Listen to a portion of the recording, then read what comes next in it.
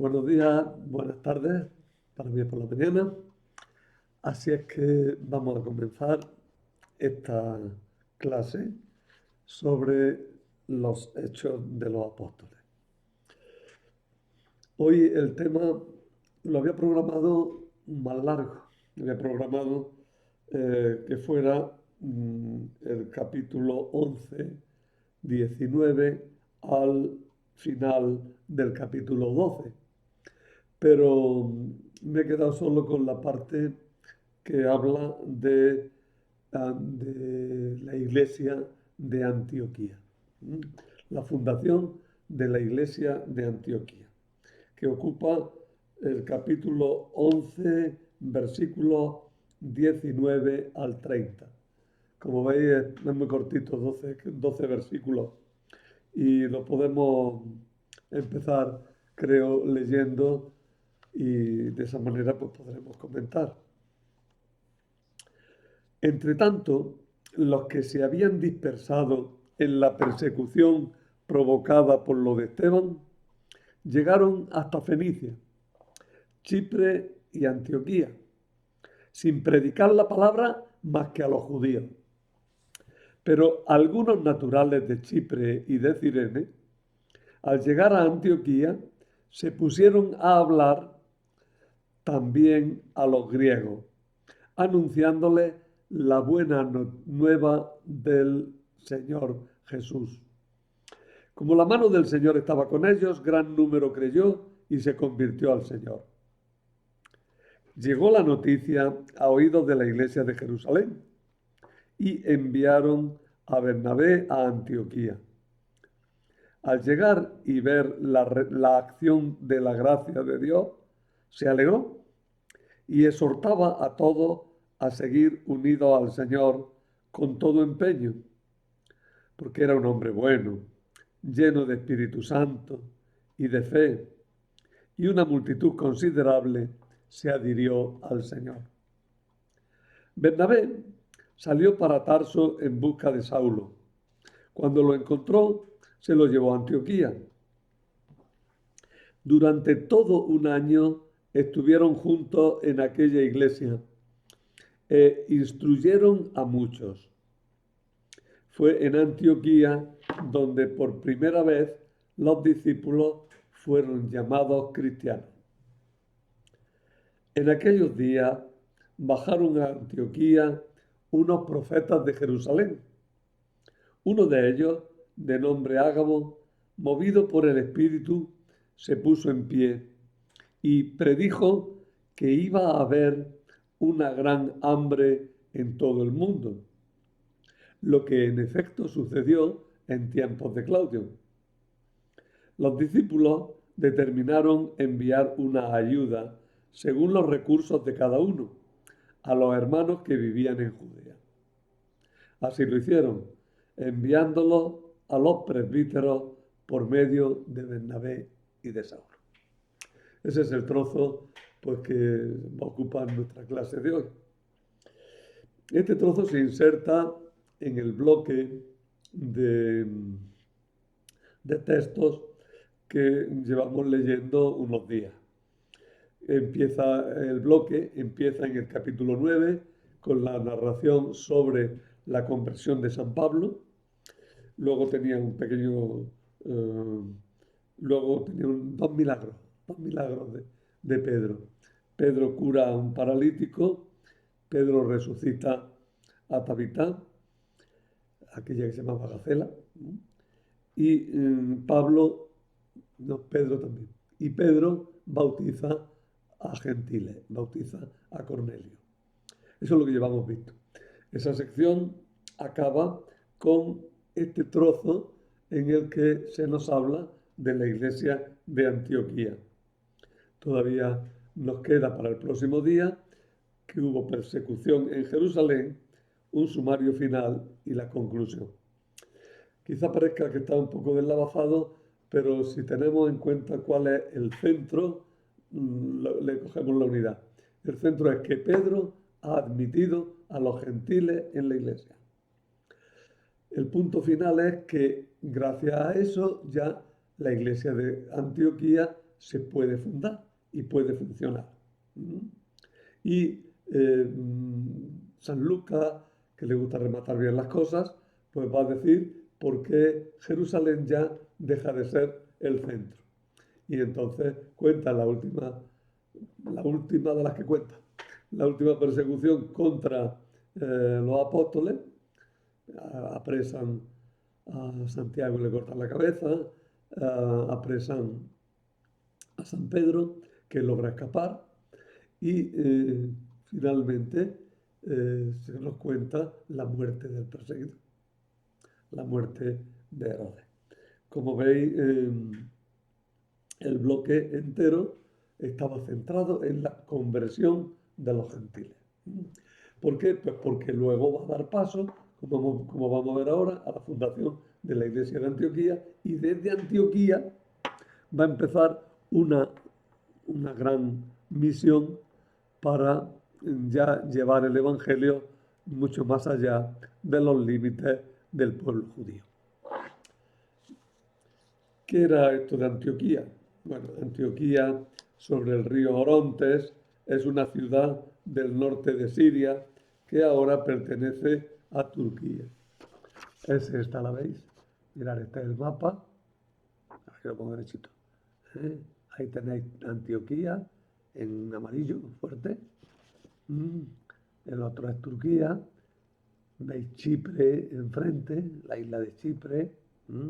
Y bastante más al sur, la Fenicia, Jerusalén, Judea.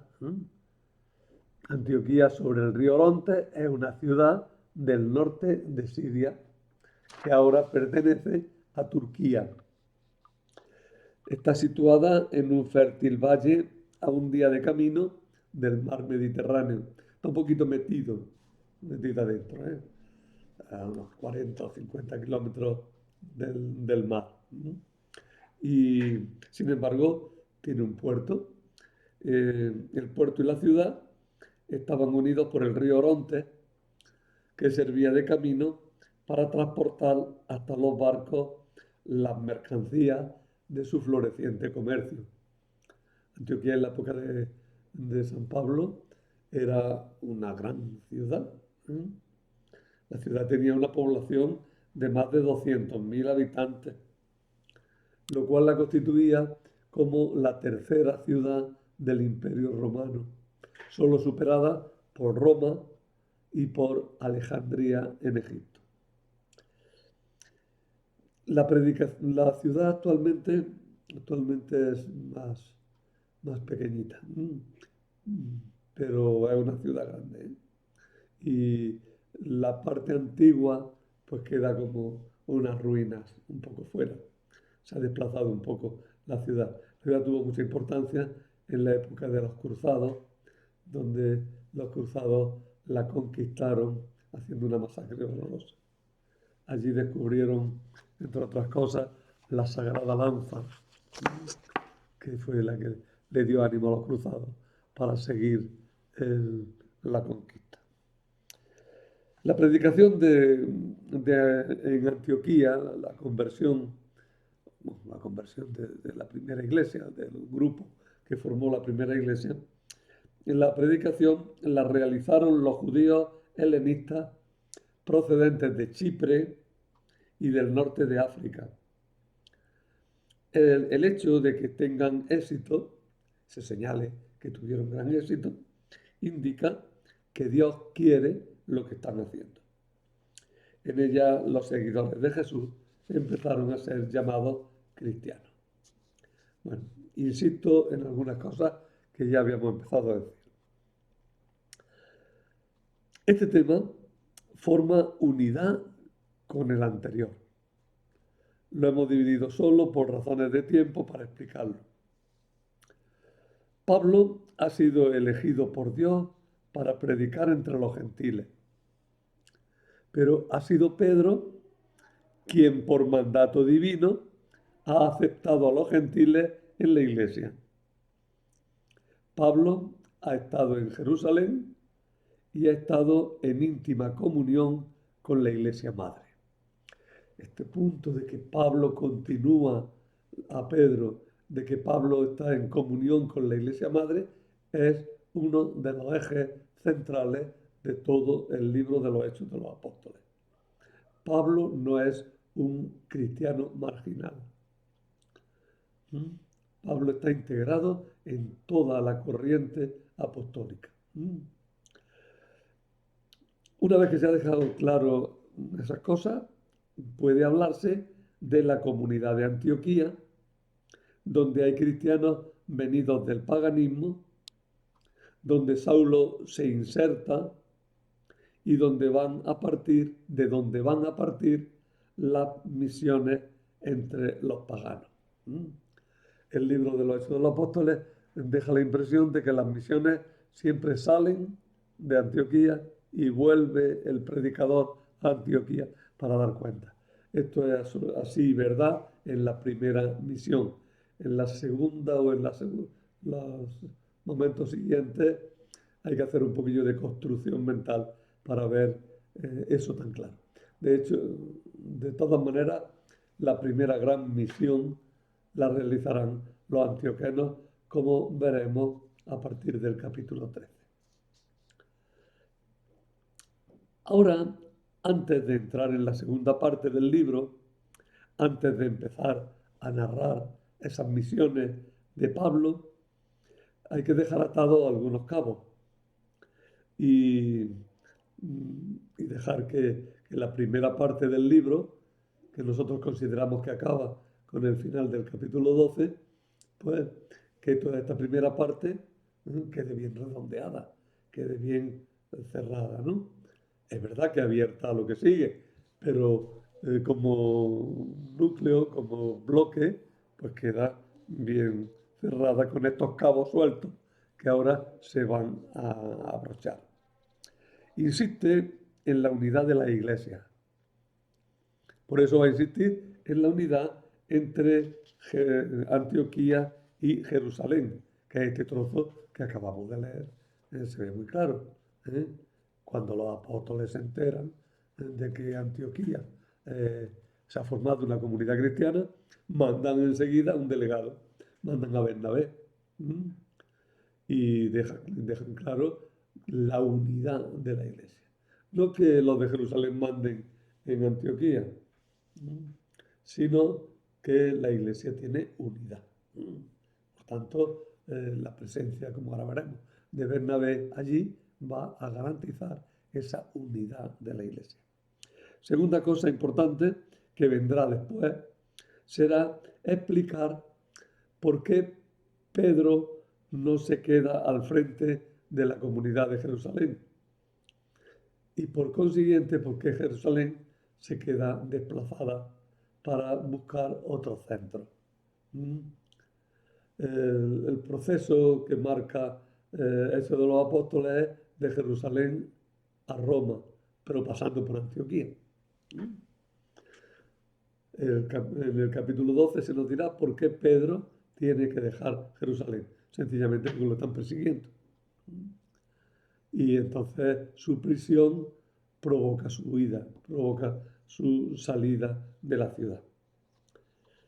Luego, eso es el capítulo 12, 1, 19. El tercer punto, la tercera cosa, es que hay que dejar claro cuál es el final de los que persiguen a la iglesia. Y en 4 versículos se nos deja bastante claro que es un final muy desastroso. La muerte horrorosa de Herodes, pues nos va a dejar claro que los que persiguen a la iglesia lo tienen difícil. Van a tener problemas serios. Eso también abunda en la idea, como insistiré en toda esta idea, abunda en la idea de que la iglesia no debe ser perseguida. Se le dice a los perseguidores, mirad lo que le pasó a Herodes. Mirad lo que le pasó a Herodes. Así es que no persigáis a la iglesia. Y por último, también en muy pocos versículos, se presenta a los grandes personajes que van a intervenir en la parte siguiente. En realidad ya estaban presentados, pero ahora van a a presentarse de nuevo y decir, bueno, ahora vamos a seguir con estos personajes, que serán Saulo, Bernabé. Empiezan, eso ocupa 12, 24, 25. Con todo eso, por tanto, concluimos la primera parte del libro de los Hechos de los Apóstoles, que muestra así la continuidad de la Iglesia con el Antiguo Testamento, que es otro de los ejes de los Hechos de los Apóstoles. La Iglesia no es un invento de nueva creación. La Iglesia está en continuidad con el judaísmo, con el Antiguo Testamento. En la Iglesia se realiza el cumplimiento de las promesas divinas, promesas que estaban hechas a los judíos, promesas que estaban hechas al pueblo elegido, al pueblo de la antigua alianza. Bien, y ahora entramos, por tanto, en la fundación de la Iglesia de Antioquía de Siria.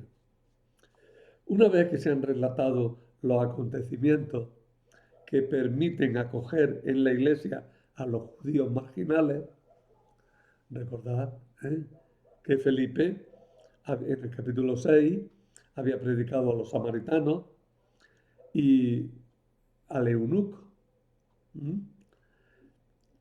También la Iglesia puede acoger a los, he dicho 6, no, capítulo 8.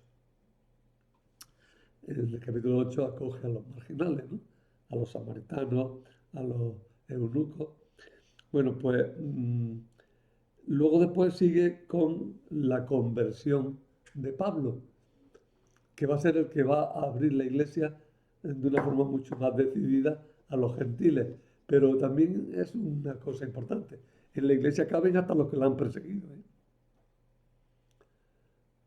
Orad por los que os persiguen, dice Jesús. Incluso los perseguidores pueden entrar a formar parte de la Iglesia. También, como no, también pueden entrar los que no eran judíos, los que como Cornelio creen en Jesús, aunque no estuvieran integrados en la comunidad judía. Bueno, pues ya hemos dicho, los marginados, los perseguidores, los no judíos, todos tienen cabida en la Iglesia, ¿no? Pues ahora ya el relato nos va a situar un poco más atrás, nos va a situar en el momento en que tras la persecución de Esteban, los cristianos helenistas de Jerusalén tuvieron que huir. Y entonces se nos dirá que los que se habían dispersado en la persecución provocada por lo de Esteban llegaron hasta Fenicia, Chipre y Antioquía, sin predicar la palabra más que a los judíos. Fijaros que de los helenistas se nos dice que predican en la costa de Siria, en la Fenicia, lo que ahora es Líbano, que predican también en Chipre, la isla de Chipre, y luego predicarán también en Antioquía. Pero que en un primer momento solo se predica a los judíos. Todavía cuando expulsaron a los helenistas de Jerusalén, los helenistas siguen ligados al ámbito de los judíos y por tanto van a predicar solo a los judíos. Así se deja claro que no hay ruptura con la Iglesia madre. Solo después se supone que cuando Pedro bautizó a Cornelio, ellos empezaron a predicar a los gentiles. Pero eso es más una construcción ideológica. Perdona, que tengo aquí.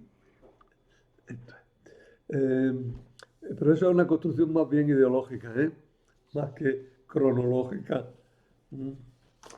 Es decir, a los gentiles cabe predicarles y abrirles la puerta una vez que se ha hecho oficialmente, pero de hecho se había hecho antes. Los cristianos que ya vienen desde Chipre hasta Antioquía, se supone que empiezan predicándole a los chipriotas que vivían en Antioquía, pero empiezan ya también a predicarle a gente que no era judía. Y por eso va a haber que convalidar y revalidar y organizar todo aquello. Como de pasada, prácticamente con una mera alusión, queda esbozado un acontecimiento de enorme importancia para la iglesia de la iglesia primitiva, la fundación de la comunidad de Antioquía, dice Roloff. Un acontecimiento de enorme importancia para la historia de la iglesia. La fundación de la iglesia de Antioquía es fundamental, es básica. Mirad, y esta memoria ha quedado en la iglesia siempre, siempre. Incluso de forma personalizada. Cuando, por ejemplo, siempre se ha dicho que San Pedro fue el primer obispo de Antioquía y que la primera sede episcopal de Pedro fue Antioquía y que de Antioquía pasó a Roma y allí ya se estableció definitivamente.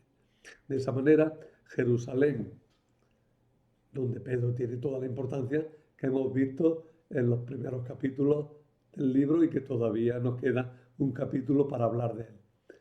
Jerusalén, Antioquía, donde vamos a ver también que Pedro también llega, y Roma, donde acabará yendo Pedro. De esa forma se marcan tres centros importantes de la expansión del cristianismo: Jerusalén, Antioquía, Roma. Hay una cosa que me llama la atención, que no la he estudiado a fondo, no le he dedicado tiempo, pero un poco me empieza a preocupar ahora, preocupar en el sentido de que me empieza a gustar, empiezo a estar interesado por ello. El tema de por qué no se habla prácticamente nada, bueno, aquí en el Hechos de los Apóstoles, nada, de la fundación de la iglesia de Alejandría en el norte de África, cuando Alejandría era la segunda ciudad del imperio y nos consta que tuvo un cristianismo inicial muy importante. Ellos mismos dicen que es una iglesia fundada por Marcos, pero los Hechos de los Apóstoles no lo nombran. Del norte de África solo se nombra 2 o 3 veces Cirene.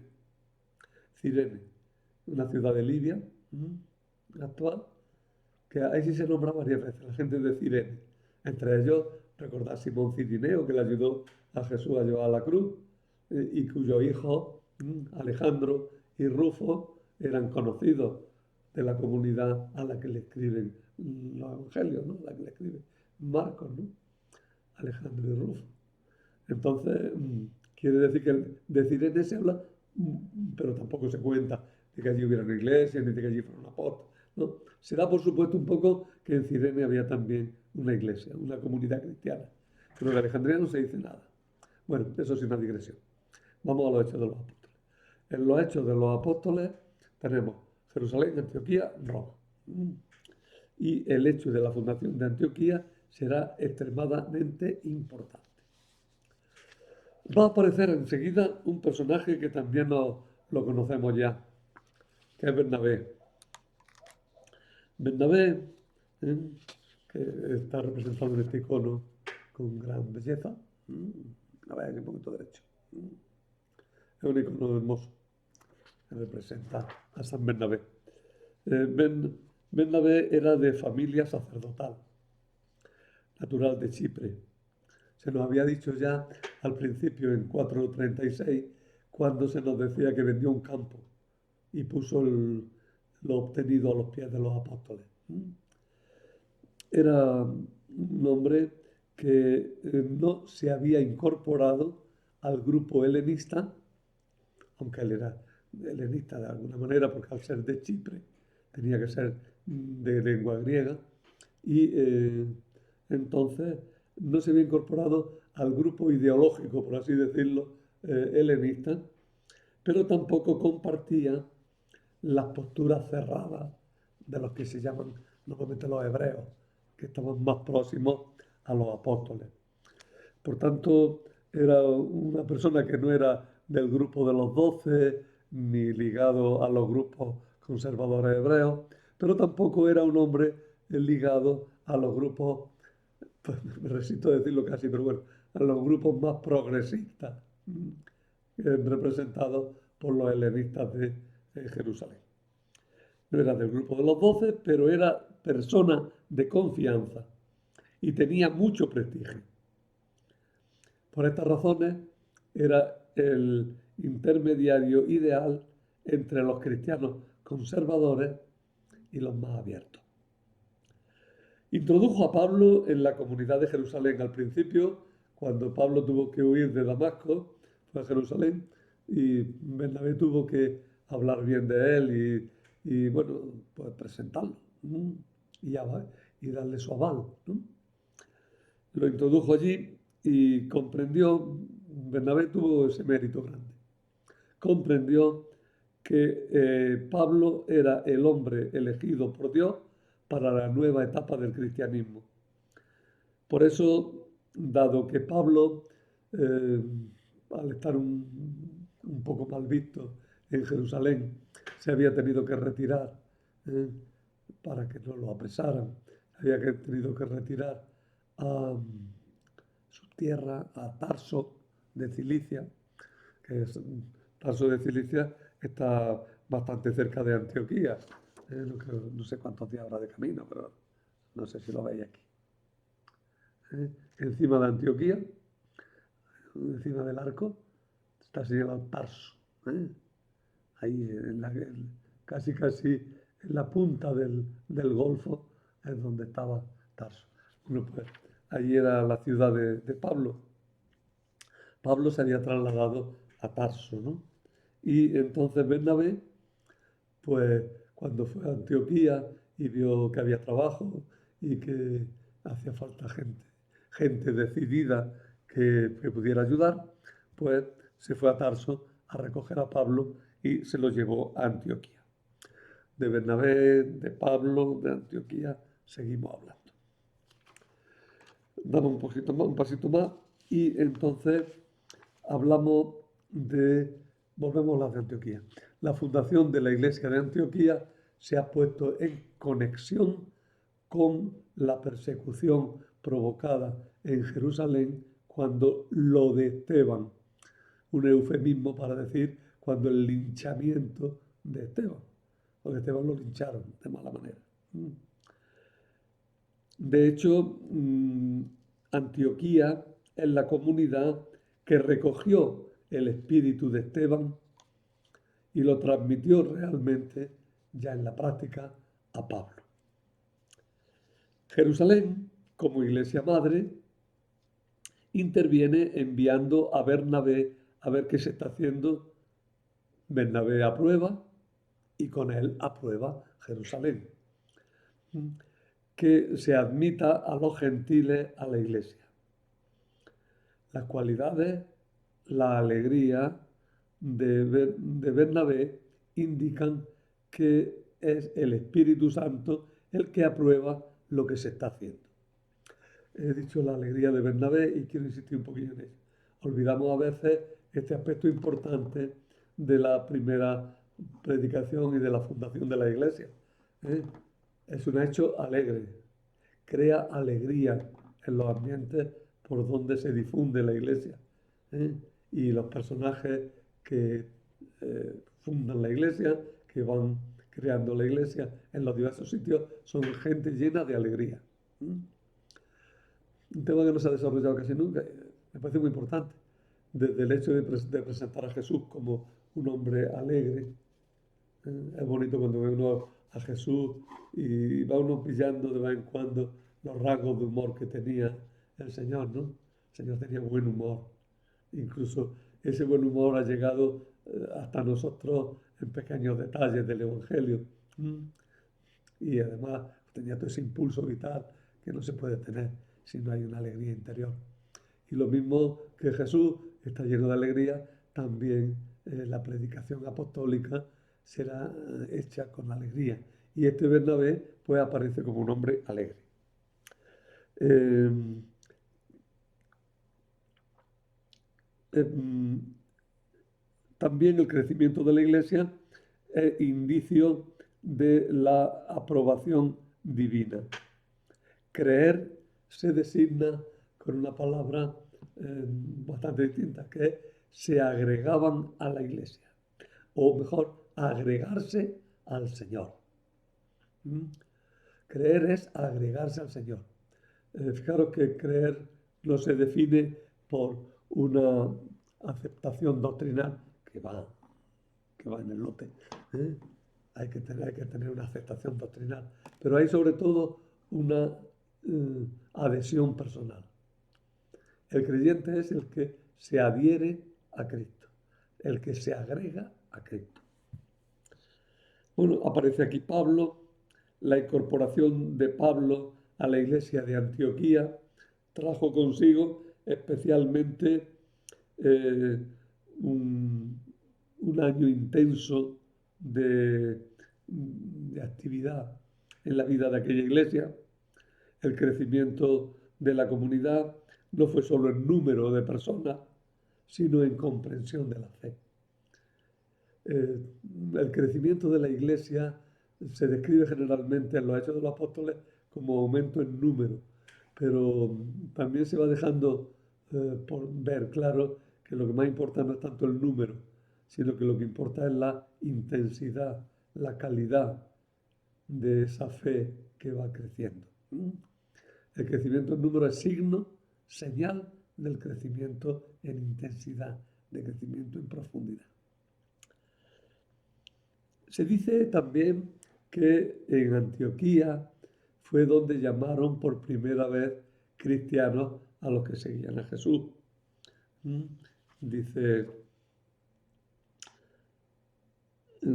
dice que aquí, ¿no? En Antioquía fue donde llamaron por primera vez a los cristianos, ¿verdad? Con ese nombre. A ver si lo veo.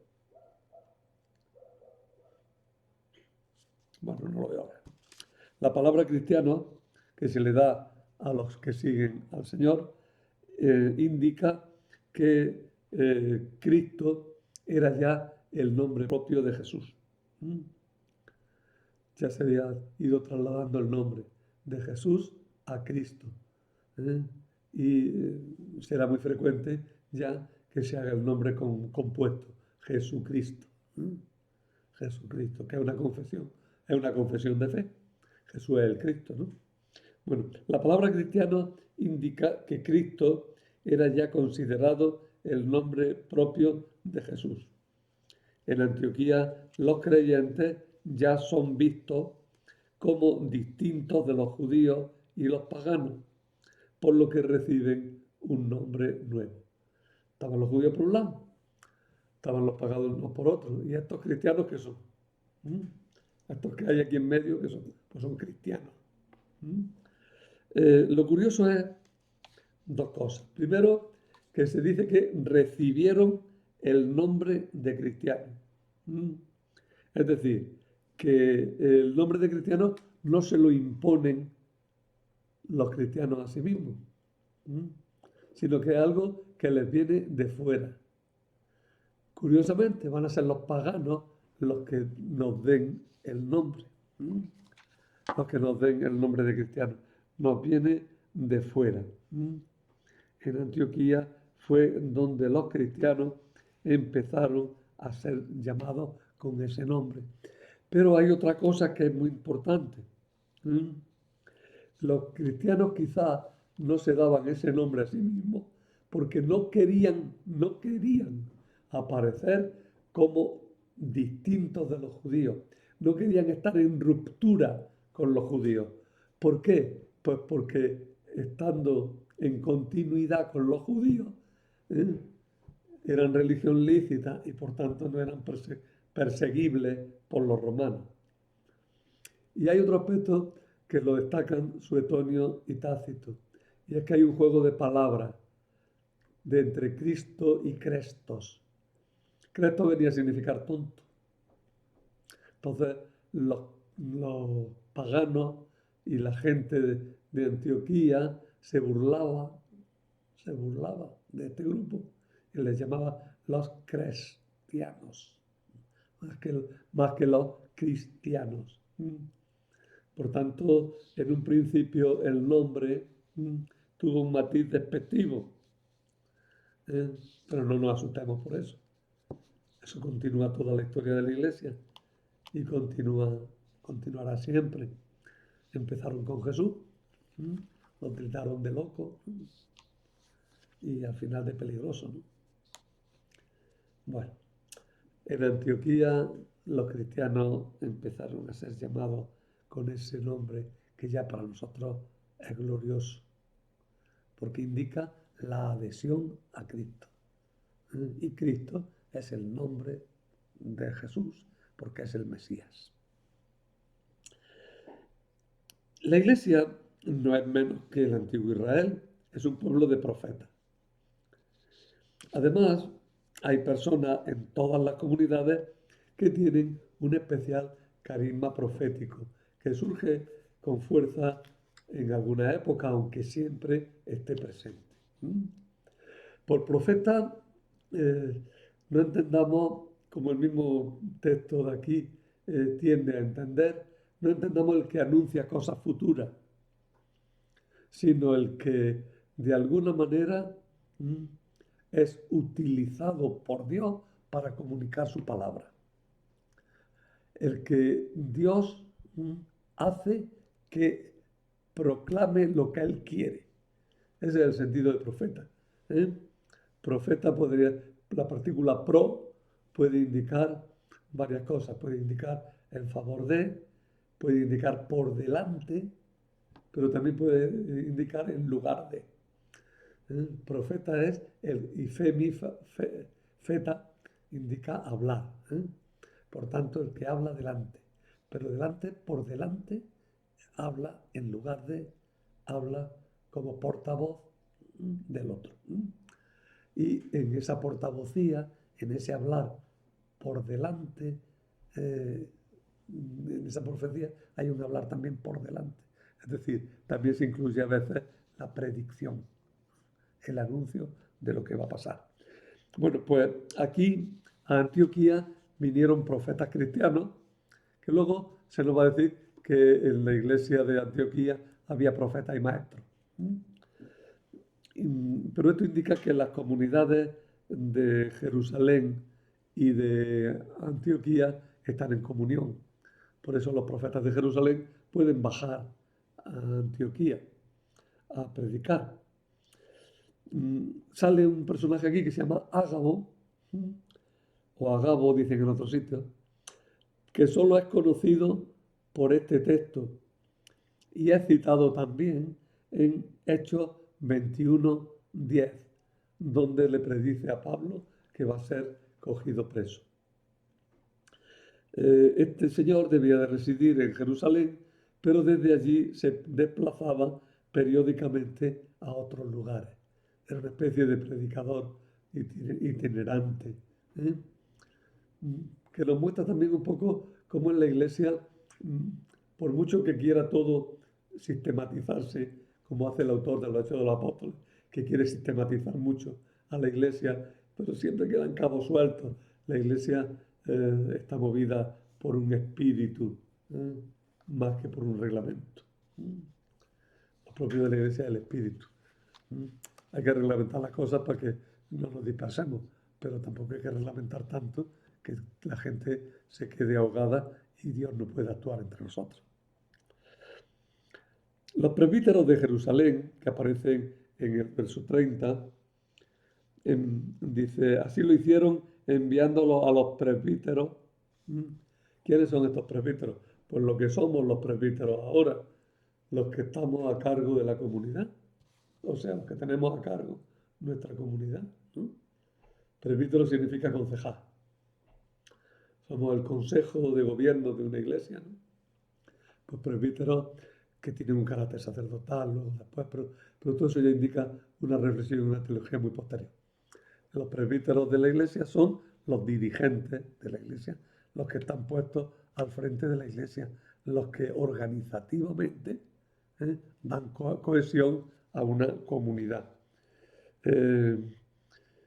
Los presbíteros de Jerusalén podían ser los 12, pero es más probable que sean el consejo que gobierna la comunidad de Jerusalén, sin precisar quiénes los componen.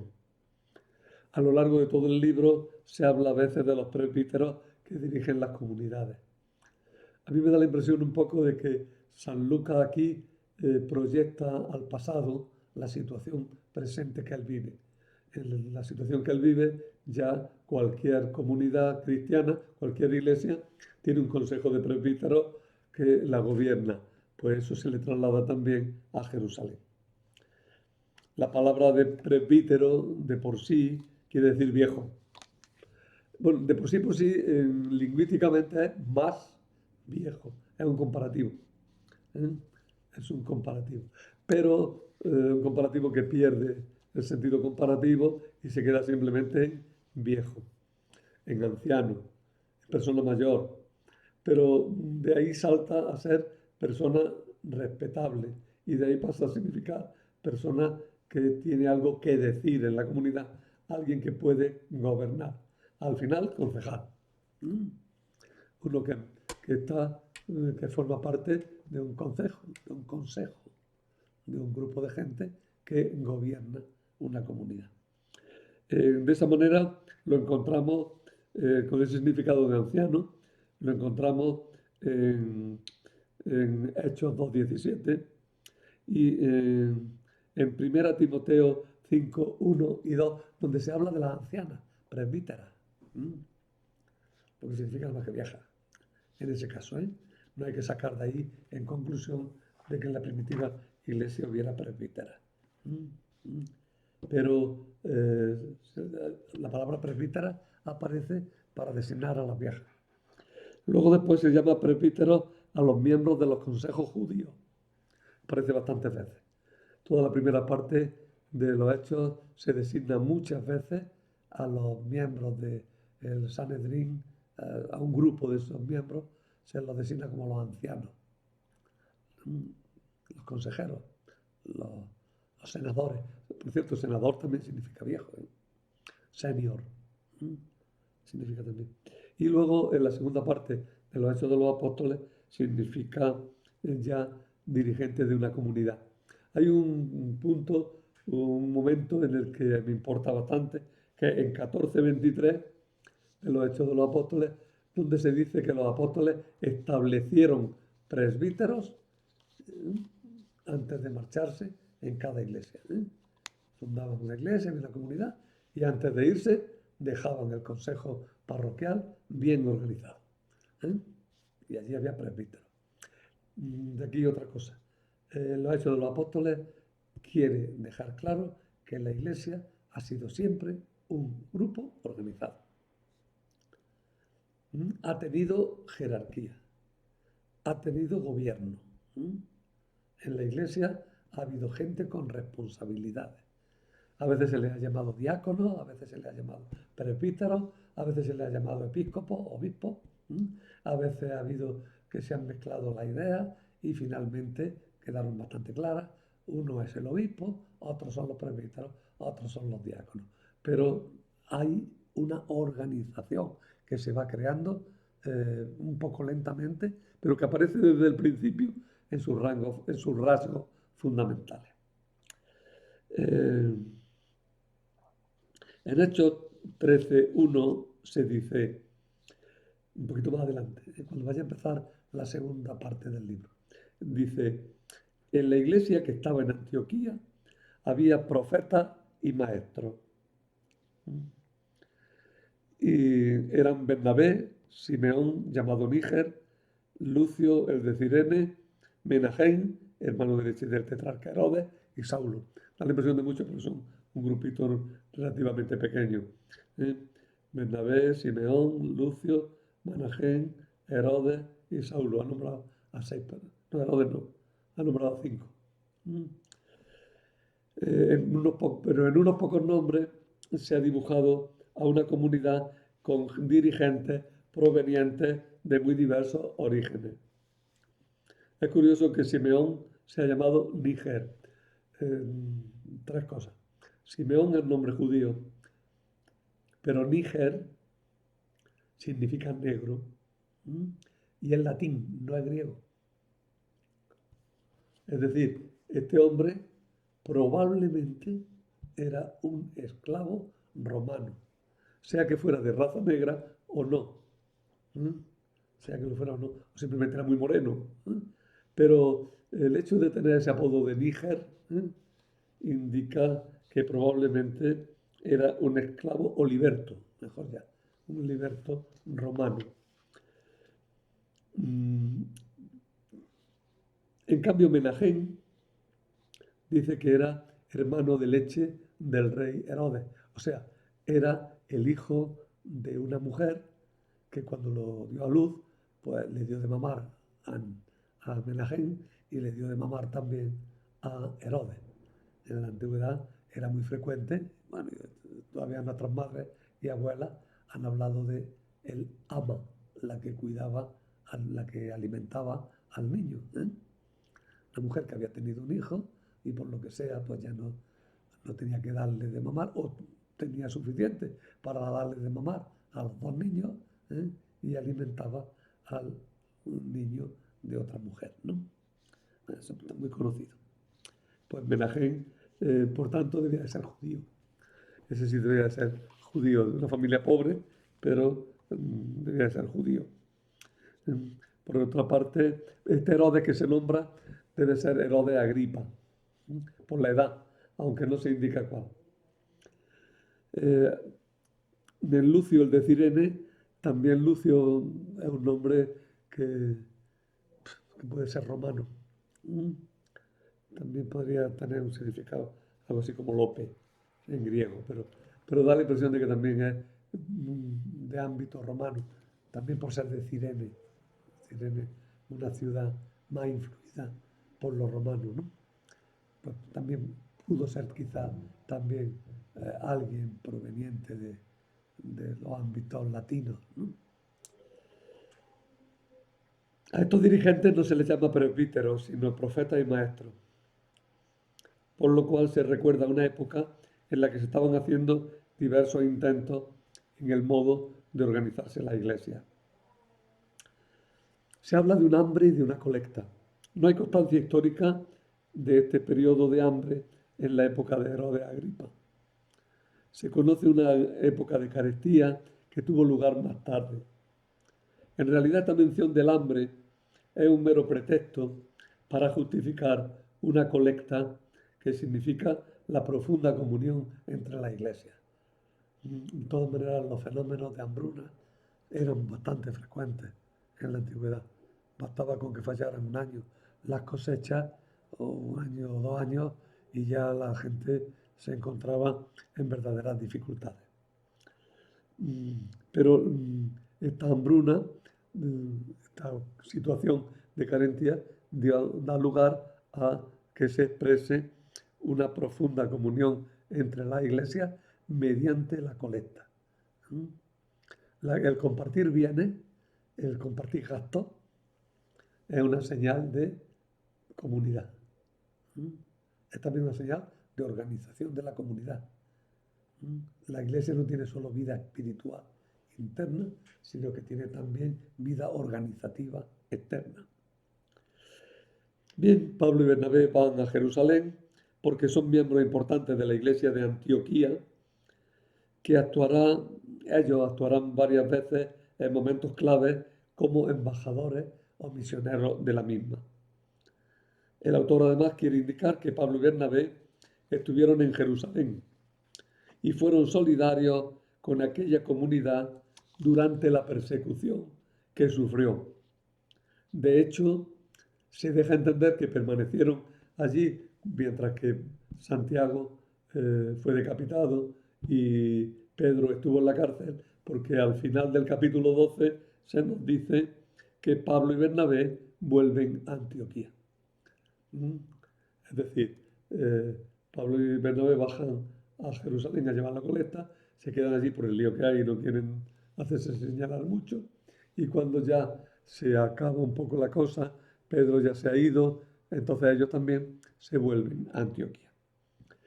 La verdad es que este relato tiene dificultades históricas, porque es muy difícil situar esta visita de Pablo a Jerusalén, dado que él en Gálatas organiza las cosas de otra manera. Mm. Entonces no hay manera de conciliar lo que dice Gálatas 1.18 y 2.1 con lo que pone aquí de esta visita. Cronológicamente no cuadran, no encajan. Entonces, lo que importa más es quedarse con el significado que le da Pablo, que le da Lucas a esta visita de Pablo a Jerusalén. Pablo está en comunión con Jerusalén, conoce a Jerusalén, es aceptado en Jerusalén, lleva la colecta a Jerusalén, ¿m? Sirve de puente con Bernabé entre Antioquía y Jerusalén. Por tanto, Pablo no es un rompedor de iglesia, sino un creador de unidad de la iglesia. Y con esto pues terminamos también este tema, que por eso de que hablamos tanto de la unidad de la iglesia, me gustaría acabarlo con un salmo muy sencillico, que es el que hemos rezado tantas veces, en el cual se dice que todos nos integramos en la unidad. ¿eh?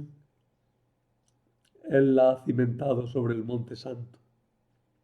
Y el Señor prefiere las puertas de Sión a todas las muradas, ya, a todas las moradas de Jacob. Qué pregón tan glorioso para ti, ciudad de Dios. Contaré a Egipto y a Babilonia entre mis fieles. Filisteos, tirios y etíopes han nacido allí. Se dirá de Sión, uno por uno todos han nacido en ella. El Altísimo en persona la ha fundado. El Señor escribirá en el registro de los pueblos, este ha nacido allí, y cantarán mientras danzan. Todas mis fuentes están en ti. Gloria al Padre y al Hijo y al Espíritu Santo, como era en el principio, ahora y siempre, por los siglos de los siglos. Amén. El próximo día como tarea, traeros bien leído el capítulo 12 de Hechos de los Apóstoles. Bien leído, ¿eh? Y también informaros previamente acerca de Herodes Agripa. Si habéis visto Yo Claudio o leído Yo Claudio, ahí sale un poco este personaje curioso y extraño, pero es mucho más que lo que pone ahí, ¿no? Informaros un poquito, ya hablaremos de él. Ese personaje, un sinvergüenza profesional, ha resultado muy atractivo para la literatura de nuestra época. Y también os pido que si podéis, leáis los capítulos 3 al 5 de los Hechos de los Apóstoles una vez más, porque también habla de las prisiones de Pedro y nos permitirá comparar los diversos relatos. Nada, espero que os sirva esta charla.